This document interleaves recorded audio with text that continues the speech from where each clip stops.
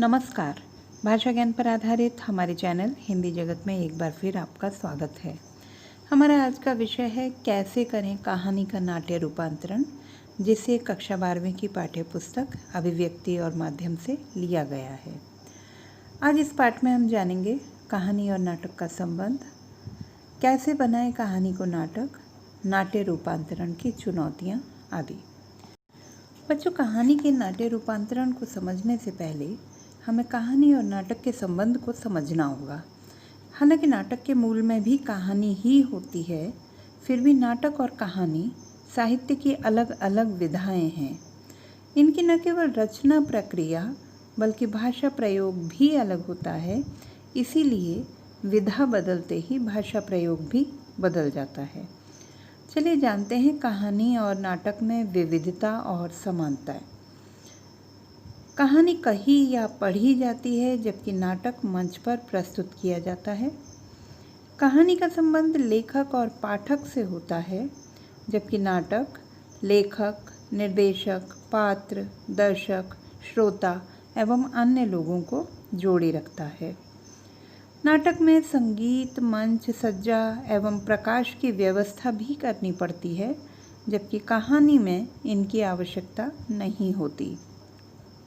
समानता की बात करें तो दोनों में कहानी होती है, पात्र होते हैं और परिवेश होता है। अब देखते हैं कहानी को नाटक में रूपांतरित करने से पहले क्या किया जाए।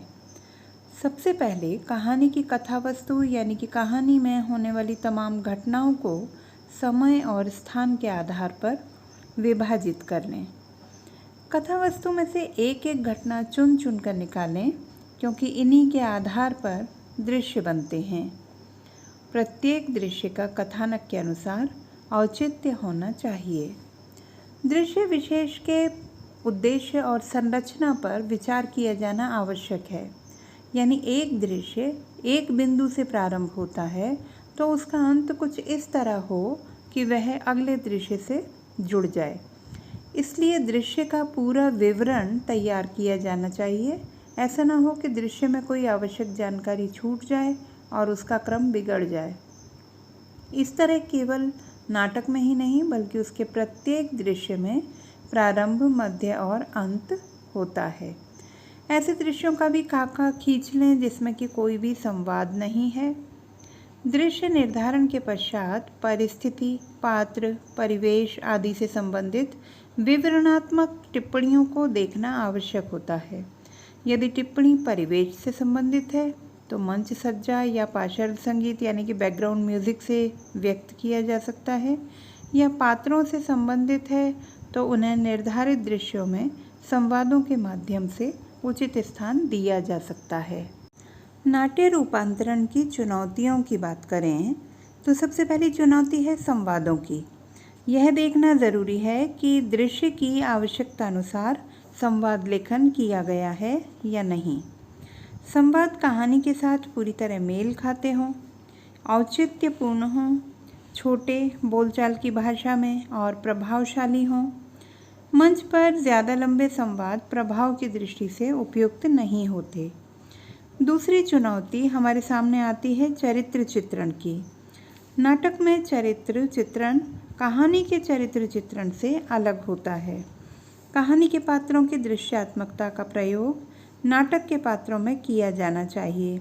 जैसे कि कफन कहानी में प्रेमचंद जी ने माधव के वस्त्रों का उल्लेख नहीं किया है, परंतु मंच प्रस्तुति में उसके कपड़े गांव की वेशभूषा के अनुरूप तथा उसकी फटेहाल आर्थिक स्थिति को दर्शाने वाले होने चाहिए। पात्र की भाव भंगिमाओं और तौर तरीकों से उसके संवादों को अधिक प्रभावशाली बनाया जा सकता है। लंबे संवादों को छोटा करके या उनकी बोली को स्थानीय प्रभाव देकर भी चरित्र चित्रण को निखारा जा सकता है।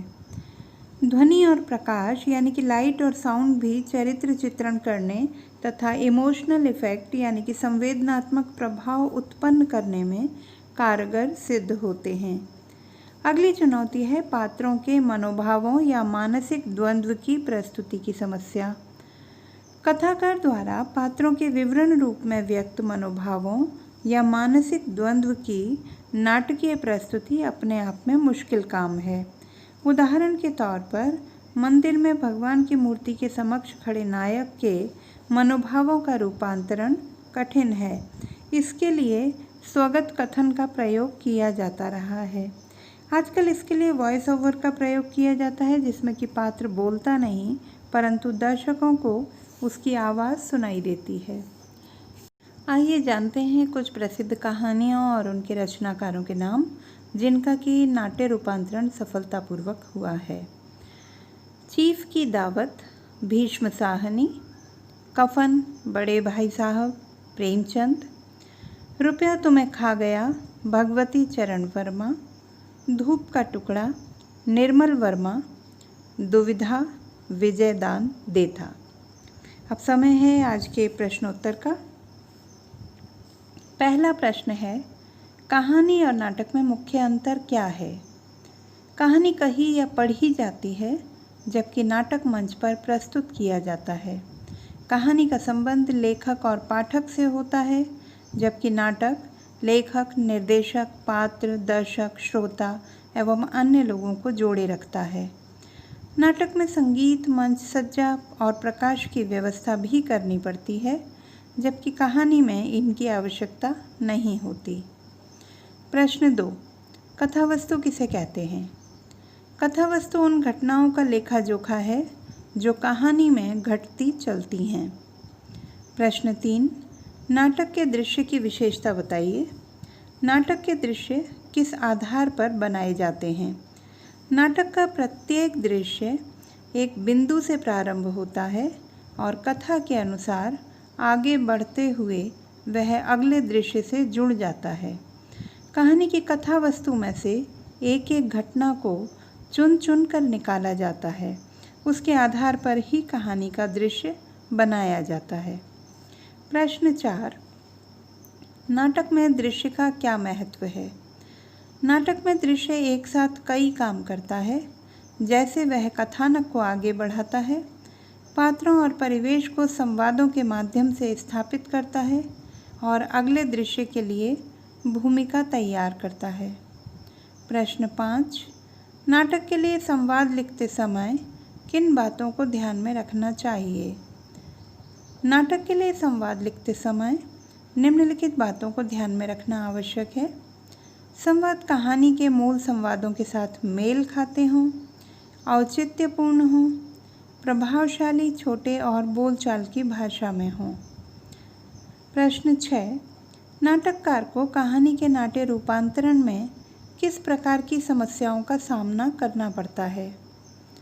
नाटककार को कहानी के नाट्य रूपांतरण में मुख्य तौर पर पात्रों के मनोभावों के विवरण के रूप में व्यक्त प्रसंग अथवा मानसिक द्वंद्व के दृश्यों की नाटकीय प्रस्तुति में समस्या का सामना करना पड़ता है। प्रश्न 7, वॉइस ओवर किसे कहते हैं? ऐसी ध्वनि जो दर्शकों को सुनाई तो देती है परंतु पात्र नहीं बोलता। प्रश्न 8, कहानी को नाटक के रूप में परिवर्तित करने के लिए सर्वप्रथम क्या किया जाता है? कहानी को नाटक के रूप में परिवर्तित करने के लिए सर्वप्रथम कहानी की विस्तृत कथा वस्तु को समय और स्थान के आधार पर विभाजित कर लिया जाता है। प्रश्न 9, कहानी का नाट्य रूपांतरण करते समय नाटककार को किन किन बातों को ध्यान में रखना पड़ता है? कहानी का नाट्य रूपांतरण करते समय नाटककार को निम्नलिखित बातों पर ध्यान देना पड़ता है। समय और स्थान के आधार पर दृश्य लेखन, दृश्यों का क्रमिक विकास, संवादों की पुनरावृत्ति न हो, परिस्थिति, पात्र, परिवेश, कथानक से संबंधित विवरणात्मक टिप्पणियों के अनुरूप कार्य, छोटे प्रभावशाली संवाद, संवादों को स्थानीय बोली में ढालकर चरित्र चित्रण को पुष्ट करना, सशक्त अभिनय, ध्वनि, प्रकाश एवं मंच सज्जा पर पर्याप्त ध्यान, पात्रों के मनोभावों या मानसिक द्वंद्व को वॉइस ओवर के माध्यम से प्रस्तुत करना आदि। बच्चों, आशा करती हूँ आज का यह वीडियो आपको समझ आया होगा, पसंद आया होगा। कृपया लाइक, शेयर एवं सब्सक्राइब करना ना भूलें एवं भाषा संबंधी किसी भी प्रकार की समस्या के लिए जुड़े रहें सुनीता भटनागर हिंदी जगत के साथ। आपका दिन शुभ हो।